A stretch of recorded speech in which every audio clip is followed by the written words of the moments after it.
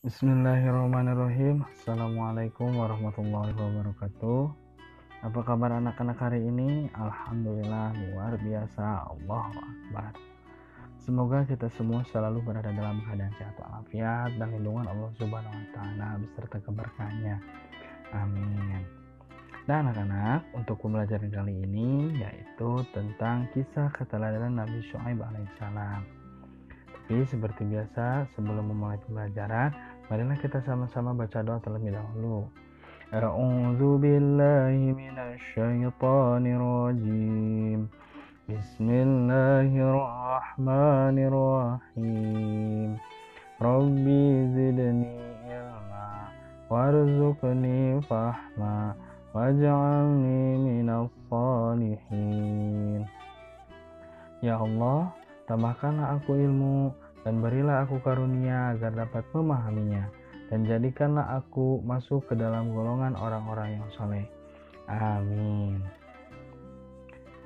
Kisah teladan Nabi Syuaib alaihissalam. Perlu anak-anak ingat, Allah Subhanahu wa taala mengutus Nabi untuk menyampaikan ajaran Islam. Salah satu Nabi Allah, yaitu Nabi Syuaib, diutus untuk memperbaiki akhlak-akhlak yang buruk di Madian. Nabi Syuaib alaihissalam berasal dari suku Madian. Suku Madian adalah orang-orang Arab yang tinggal di sebuah daerah yang namanya Ma'an. Kaum Madian kebanyakan bekerja sebagai pedagang karena kota mereka menjadi tempat persinggahan kafilah-kafilah pedagang. Kisah Nabi Syuaib alaihissalam disebutkan dalam Al-Quran beberapa kali, diantaranya adalah Quran Surat Al-A'raf ayat 85, Quran Surah Hud ayat 84-95, dan Quran Surat Asy-Syu'ara ayat 176-191. Diceritakan di dalam Al-Quran, kaum Madian tidak menyembah Allah Subhanahu wa taala.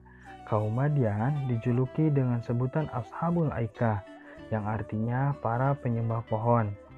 Selain itu, kaum Madian telah mendustakan para rasul dengan menyembah berhala. Selain berbuat syirik, kaum Madian juga memiliki kebiasaan buruk, yaitu berbuat curang. Mereka suka mengurangi takaran dalam timbangan jika mereka menjual suatu barang. Selain itu, pada saat panen, para pedagang Madian membeli dengan harga murah yang sangat banyak dan menimbunnya.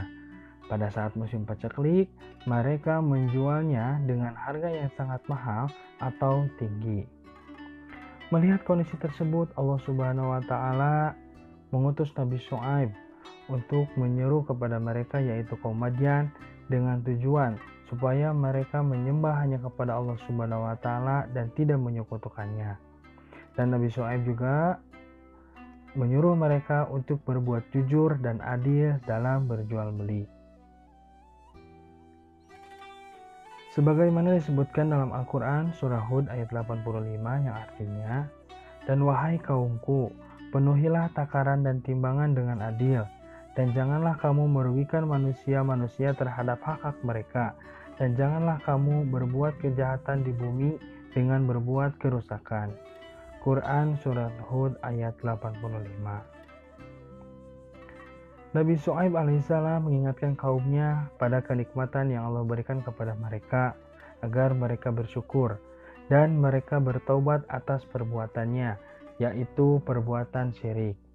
Akan tetapi kaum Madian ini menolak dan tidak mau mengikuti ajakannya, bahkan mereka mengejek dan mengancam Nabi Syuaib alaihissalam. Nabi Syuaib alaihissalam berdoa kepada Allah Subhanahu wa taala agar segera diberikan hidayah kepada kaum Madian. Nabi Syuaib tetap bersabar dan tidak putus asa untuk menyampaikan kebenaran dengan penuh keteguhan. Akan tetapi kaum Madian benar-benar ingkar dan tetap menolak ajakan Nabi Syuaib alaihissalam. Bahkan mereka menentang Nabi Syuaib untuk menurunkan azabnya kepada mereka. Mendengar tantangan itu, Nabi Syuaib merasa khawatir akan azab yang akan menimpa mereka. Akan tetapi atas petunjuk Allah Subhanahu wa taala, Nabi Syuaib pergi meninggalkan kaum Madian bersama kaum-kaum pengikutnya yang beriman. Setelah beberapa hari Nabi Syuaib alaihissalam pergi, Allah Subhanahu wa taala pun membinasakan kaum Madian yang ingkar kepada Nabi Syuaib alaihissalam. Mereka semua disambar petir yang sangat keras dan diberikan hujan api serta gempa yang sangat dahsyat, sehingga kaum Madian mati bergelimbangan.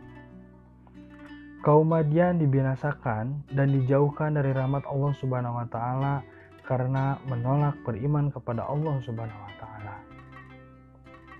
Nah, anak-anak, berikut adalah kisah singkat dari Nabi Syuaib alaihissalam. Keteladanan yang dapat kita ambil dari kisah Nabi Syuaib alaihissalam adalah yang pertama, jangan suka berbuat curang. Contohnya dengan mengurangi takaran dalam timbangan, karena hal tersebut termasuk ke dalam pencurian. Yang kedua, jangan bersikap sombong, apalagi melakukan perbuatan yang membuat Allah Subhanahu wa taala murka atau marah, karena bisa jadi Allah Subhanahu wa taala akan memberikan azabnya kepada kita. Yang ketiga, berani dan tidak gentar menegakkan kebenaran. Allah akan membela orang-orang yang benar dan membinasakan orang-orang yang jahat. Keempat, selalu berbuat jujur, baik dalam perkataan maupun dalam perbuatan. Yang kelima adalah taat kepada Allah Subhanahu wa taala, karena dengan taat dan bertakwa kepadanya, insya Allah kita akan dijauhkan dari segala mara bahaya. Nah, anak-anak, untuk pembelajaran kali ini dicukupkan sekian. Semoga dengan menyimak video pembelajaran kali ini, anak-anak dapat memahami dan menceritakan kembali kisah Nabi Syuaib dan menerapkan keteladanannya dalam kehidupan sehari-hari. Amin. Nah, Bapak ucapkan sekian. Terima kasih banyak. Wassalamualaikum warahmatullahi wabarakatuh.